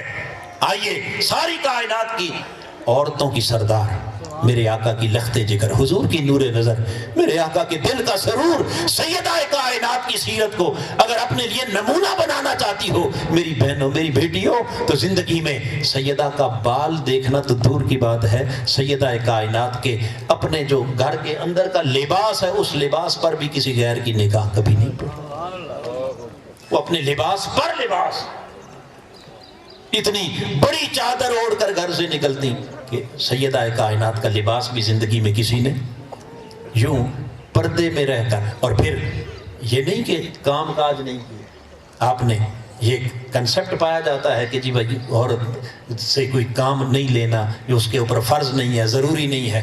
بھائی مانا کہ فرض نہیں، مگر کچھ حسن سلوک بھی تو ہے نا، کچھ اخلاقیات بھی تو ہیں۔ سیدہ کائنات اپنے دست مبارک سے چکی چلاتی ہیں، ہاتھوں کے اوپر چھالے بن جاتے، خود پانی اٹھا کے لاتی مشکیزیں، کندھے کے اوپر نشان پڑ جاتے۔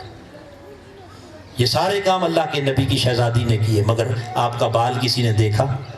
زندگی بیت گئی، آخری لمحات جب قریب آئے نا تو حضرت اسماء بنت امیس، انہیں سیدہ کائنات نے بلایا اور فرمانے لگی، اسماء بنت امیس، میری زندگی میں تو میرے لباس کو بھی کسی غیر نے نہیں دیکھا، اب دنیا سے جانے کا وقت ہے، میں تو چارپائی پر پڑی ہوں گی، مجھے اندیشہ ہے کہ میری چارپائی پر بھی کسی غیر کی نظر نہ پڑنے پائے رات کے۔ میری ایک نصیحت ہے کہ میرا جنازہ رات کے اندھیرے میں اٹھانا، مگر میں پھر پریشان ہوں کہ میں اپنے پردے کا اہتمام مر کر کروں تو کیسے کروں۔ حضرت اسماء بنت امیس نے کہا بی بی گھبرا نہیں، ہم نے مکہ کے زمانے میں حبشہ ہجرت کی تھی، اور جب حبشہ گئے تو وہاں ہم نے وہاں کے عیسائیوں کا ایک کلچر دیکھا تھا کہ ان کی عورتوں کے جب جنازے اٹھتے تھے تو وہ اس کے اوپر درختوں کی ٹہنیاں لا کر باندھ دیتے اور ان ٹہنیوں کے اوپر پھر چادر ڈال دیتے اور یوں ایک ڈولی بن جاتی، ایک خیمہ بن جاتا، اور یوں ان کی عورتوں کے جنازے اس طرح پردے میں اٹھائے جاتے۔ سیدہ کے چہرے پر مسکراہٹ آ گئی، فرمایا بی بی تو نے میرا مسئلہ حل کر دیا، جب میری چارپائی بھی اٹھے تو یوں ہی درختوں کی ٹہنیاں باندھ کر ان پر بڑی چادر ڈلوا دینا، تاکہ نہیں چاہتی کہ جاتے ہوئے کوئی فاطمہ کی چارپائی پر بھی نکل۔ یہ سیدہ کائنات کا اہتمام پردہ ہے۔ اب یہ تو خود اہتمام ہے، اور یاد رکھ لیں جو اپنے لیے یہ سوچ رکھتا ہو پھر خدا اس کے لیے کیا اہتمام کرتا ہے۔ فرمایا دن قیامت کا ہوگا جب اہل محشر خدا کے روبرو کھڑے ہوں گے، ادھر سیدہ کائنات کی سواری آئے گی، ادھر خدا اپنے عرش سے آواز دے گا نکسوا رؤوسکم وغضوا ابصارکم حتی تمرت فاطمہ بنت محمد۔ اہل محشر خبردار، اپنے سروں کو جھکا لو، اپنی نگاہیں نیچی کر لو، جب تک میرے لاڈلے محمد کی لاڈلی شہزادی گزر کے جنت میں نہیں چلی جاتی تمہیں سر اٹھانے کی اجازت نہیں۔ یہ اہتمام کون کروائے؟ بولیے۔ پتا چلا کہ خاتون سیدہ کائنات کی تو غلام بن جا، اگر یہاں تو اپنے لیے اہتمام کرے گی قیامت کے دن خدا خود تیرے لیے اہتمام کر دے۔ تو یہ ہے اس کا سب سے پہلے تو ذاتی کردار، کہ جس کردار کے اندر اتنی پختگی ہو کہ وہ اپنی نسلوں کے لیے کیا بن جائے، آئیڈیل بن جائے، نمونہ بن جائے۔ اور پھر اس ذاتی کردار کے بعد اس کا تعلق اپنے شوہر کے ساتھ ہے، اور تیسرا تعلق اپنے بچوں کے ساتھ ہے۔ تو شوہر کے ساتھ تعلق کو قرآن مجید کی سورہ النساء کو پڑھیں تو خالق کائنات نے 2 لفظوں میں بیان کیا، فرمایا فالصالحات۔ تمہیں بتائیں صالح عورتوں کی صفات کیا ہے؟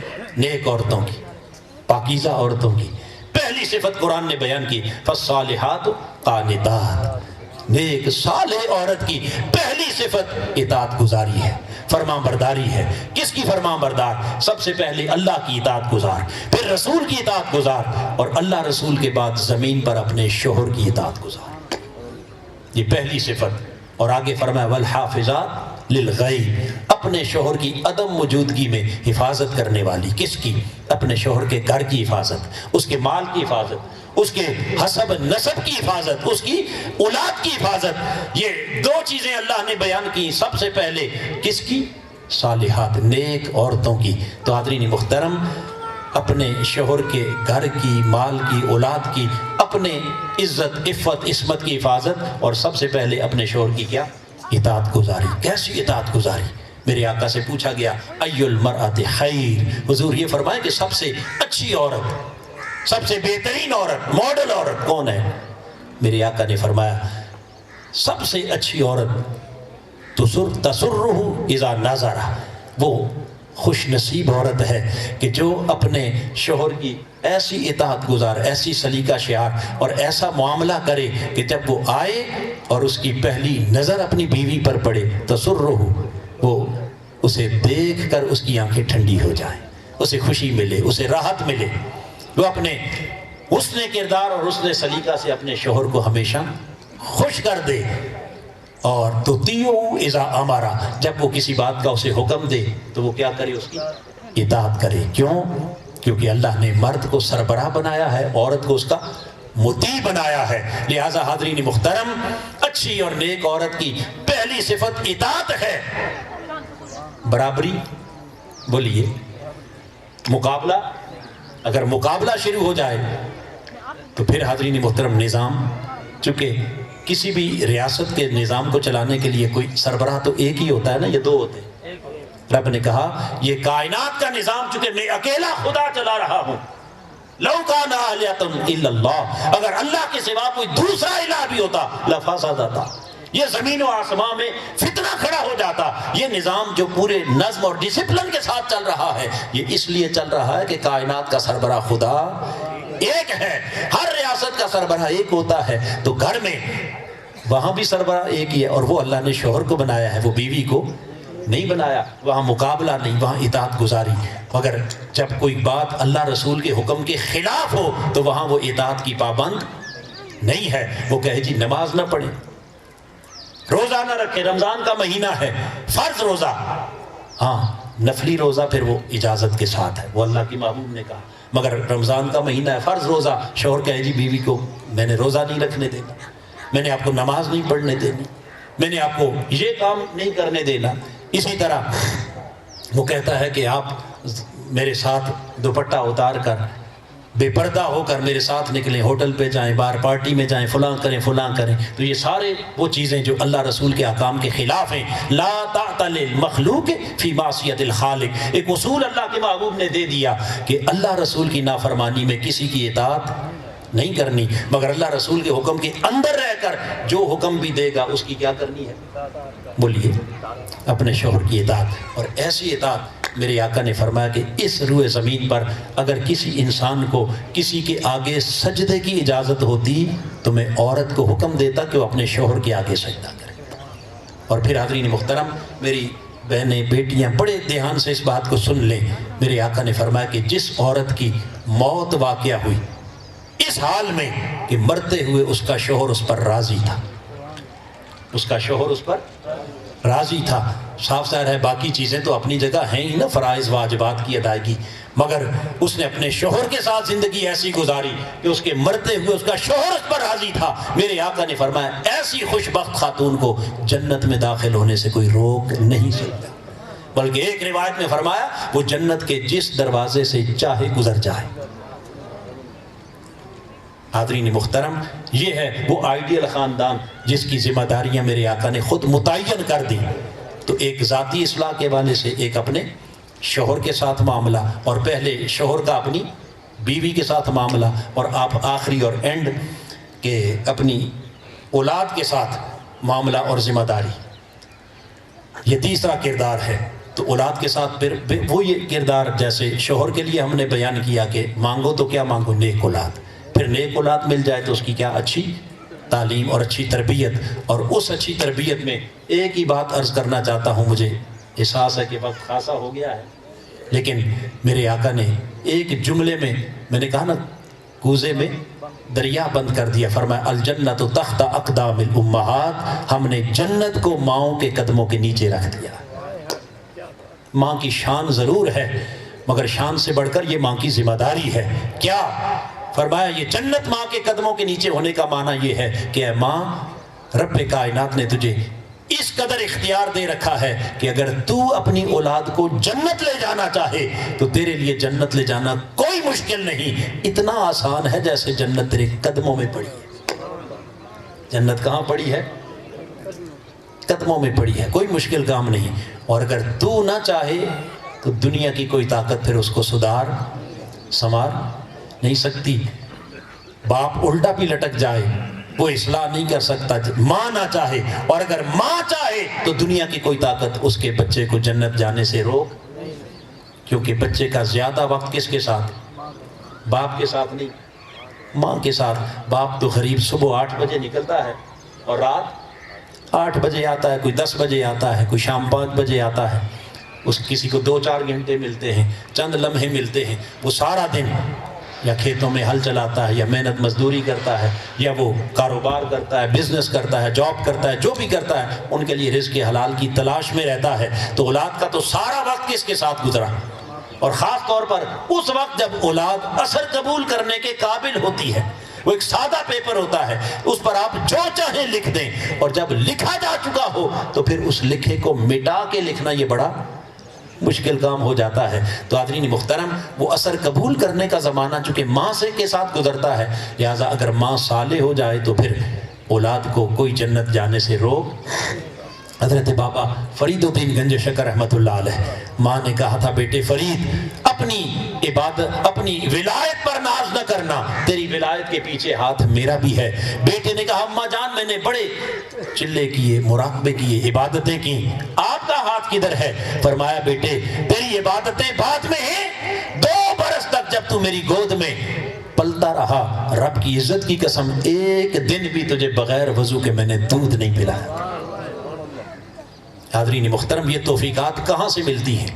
یہ اس ماں کی گود سے۔ یہ پہلی درسگاہ ہے، یہ پہلی یونیورسٹی ہے۔ آئیے، سرزمین کربلا پر دنیا نے دیکھا تیروں کی بارش ہو رہی ہے، تلواروں کے سائے ہیں، مگر میرے آقا کے شہزادے امام علی مقام کا آخری سجدہ بھی قضا نہ ہوا۔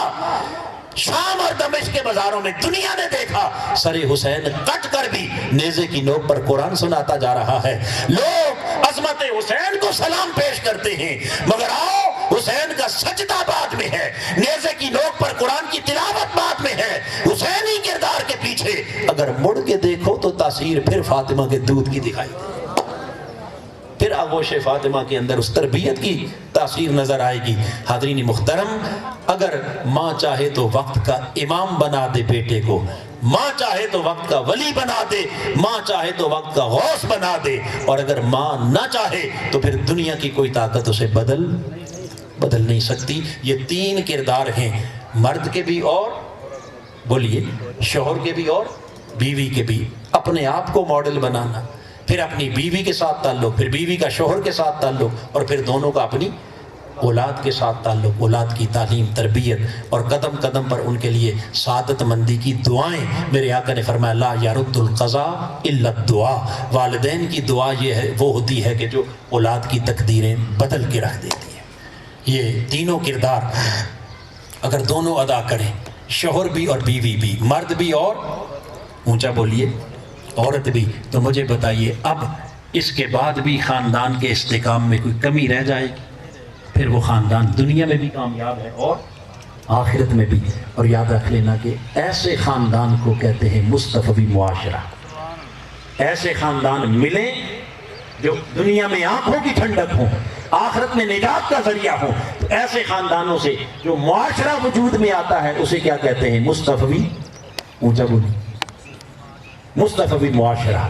اور یہ جو مصطفی معاشرہ ہے، اس معاشرے کا قیام میرے آقا کی آمد کا مقصد تھا۔ اس معاشرے کا قیام یہ نزول قرآن کا مقصد، اسی معاشرے کا قیام یہ ماہ رمضان کا مقصد، اور اسی معاشرے کا قیام یہ دروس عرفان القرآن کا مقصد۔ آقا آئے تو اس معاشرے کو بدلنے کے لیے، قرآن آیا تو اس معاشرے کو بدلنے کے لیے، رب نے رمضان دیا تو اس معاشرے کو بدلنے کے لیے۔ اور حاضرین محترم، یہ 5 روزہ دروس عرفان القرآن یہ منعقد کیے گئے، کوئی اور مقصد نہیں، اس معاشرے کو اونچا بولیے، اس سوسائٹی کو چینج کرنے کے لیے، معاشرے کو بدلنے کے لیے۔ تو قرآن کا مقصد بھی یہی، اور منہاج القرآن کا مقصد بھی، شیخ الاسلام کا ویژن بھی یہی ہے کہ لوگوں آؤ، خالی باتوں کے غازی نہ بنو، گفتار کے غازی نہ بنو، بلکہ کردار کے غازی بنو۔ صرف باتیں کرنے والے نہیں بلکہ پریکٹیکلی ایسے بن جاؤ، ایک ایسی سوسائٹی، ایک ایسا معاشرہ کریٹ کرو جس کو دیکھ کر خدا بھی راضی ہو جائے اور اس کا مصطفیٰ بھی راضی ہو جائے، جو معاشرہ دنیا میں بھی کامیاب ہو اور بولیے آخرت میں بھی کامیاب ہو۔ پھر تمہیں کبھی شکوہ، پھر کبھی پرابلم نہیں رہے گی، پھر ہمیشہ شکر گزاری کے جذبات ہوں گے، پھر وہ خاندان، پھر وہ سوسائٹی تمہاری آنکھوں کی کیا ٹھنڈک بن جائے گی۔ اب حاضرین محترم، میری بات ختم ہوئی، اب میں آپ سے پوچھنا چاہتا ہوں، اپنے بھائیوں سے، بہنوں سے، بیٹوں بیٹیوں سے، کیا آپ نہیں چاہتے کہ ایسا خاندان وجود میں آئے؟ اونچا بولیے، نہیں چاہتے؟ آواز نہیں آئی آپ، اور اونچا بولیے۔ آپ چاہتے ہیں کہ ایسا معاشرہ بنے جسے دیکھ کر خدا اور رسول راضی ہو جائے؟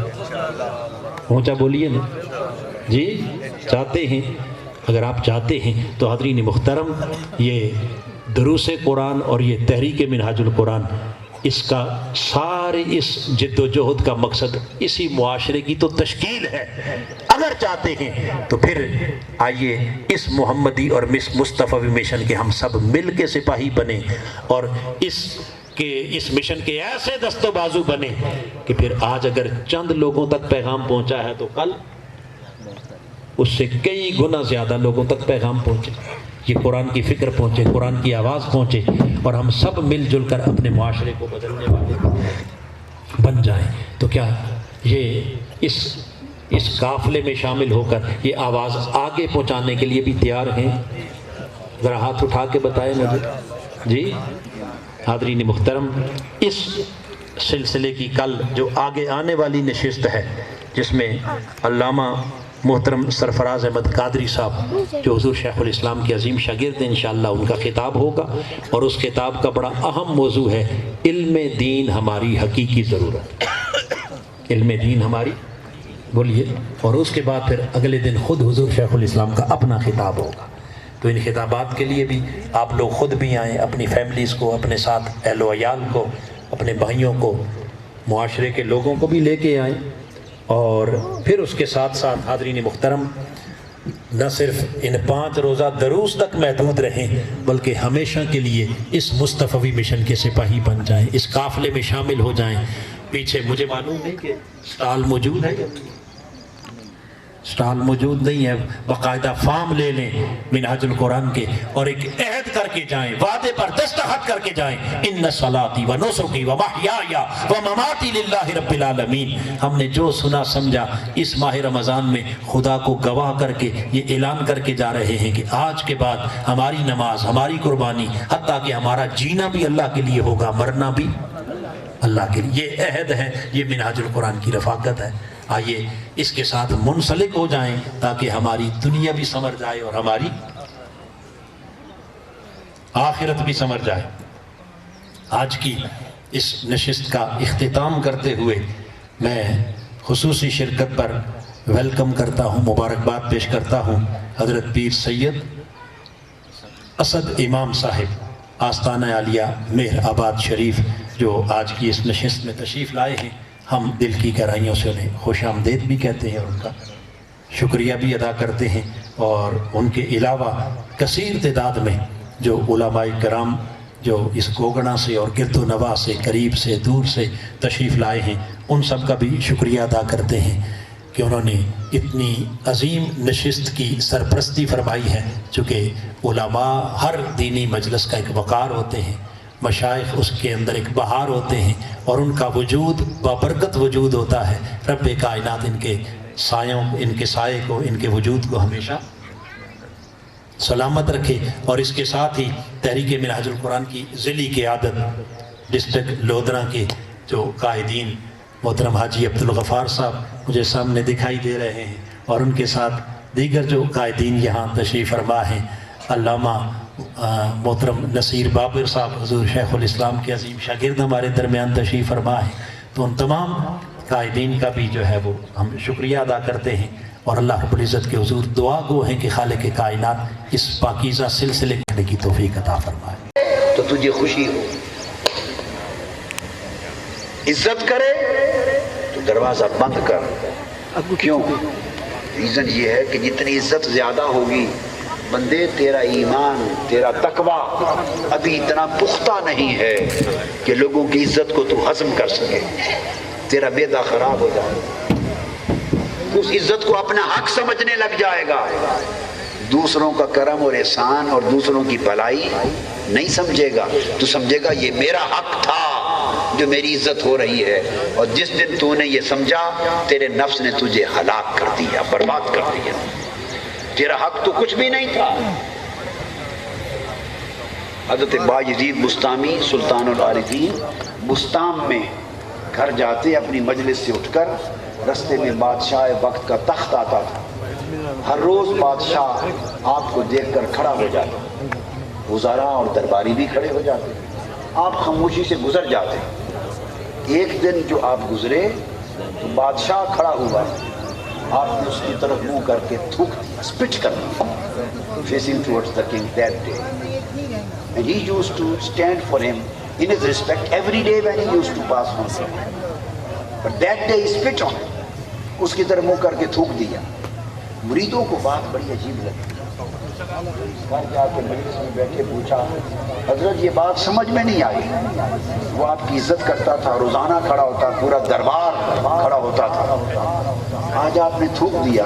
تو بادشاہ کے چہرے پر ملال آیا، وہ بیٹھ گیا۔ اس نے کہا یہ بھی کوئی فقیر اللہ والا ہے جس کے پاس اخلاق ہی نہیں ہے، تمیز ہی نہیں ہے، بیٹھ گیا، برا بھلا کہا۔ آپ سے پوچھا حضرت آپ نے ایسا کیوں کیا؟ فرمایا بھائی بات یہ ہے کہ ہر روز وہ کھڑا ہوتا تھا، there was no negative impact.